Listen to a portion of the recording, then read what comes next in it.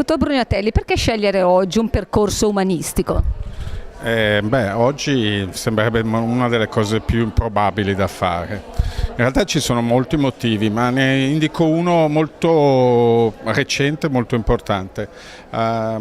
Tutte le persone che si occupano di studiare l'evoluzione del mercato del lavoro stanno indicando come una delle cose più sconvolgenti di questo periodo l'avvento sempre maggiore della robotica. Ormai l'intelligenza artificiale sta sostituendo anche delle professioni che un tempo pensavamo non fossero aggredibili in quel modo.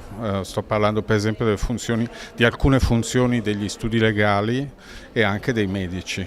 La robotica sta avendo un allargamento impetuoso, molto forte, e sta andando a impattare moltissime parti del mercato del lavoro. Per assurdo, uno dei mercati del lavoro, una delle parti del mercato del lavoro che non è aggredibile dalla robotica è quello esattamente di cui si occupano gli studi umanistici, perché gli studi umanistici che si occupano di un certo genere di, competenza, che è la competenza di leggere e scrivere delle storie, si occupano esattamente di una delle funzioni, delle skills che un robot non è in grado di svolgere. Quindi gli studi umanistici sono uno dei pochi studi che in questo momento non sono assediati da quel problema. Questo parlando sul lungo periodo. Se vogliamo parlare più sul breve, credo che tutti vediamo come ci sia una necessità anche a livello di siti web, di nuovi media.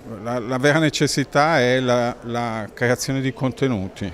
Io lo vedo anche nel mio lavoro, quelli che sono cosiddetti content provider, cioè quelli che raccontano delle storie, che le creano, sono il vero Graal per la nuova società dell'information technology. Quindi avere delle competenze in quel senso oggi naturalmente funziona e serve in modalità diverse da quelle del passato. Mentre diverse funzioni tipo quelle del giornalista stanno un pochettino affievolendo il loro appeal, c'è una sempre maggiore necessità da tutti i punti di vista di persone che siano in grado appunto di articolare questa competenza, quello che adesso si chiama storytelling.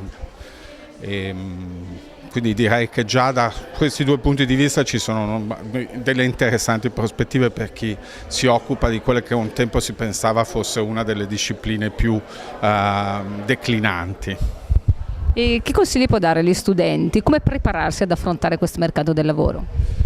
Io penso che il consiglio principale è un consiglio, almeno io l'ho fatto con diversi miei nipoti e cose del genere, è in realtà di non pensare che i loro interessi privati siano disgiungibili da quello che vanno a fare. Tutti i nostri ragazzi sono dei consumatori accaniti di YouTuber, serie TV, giochi.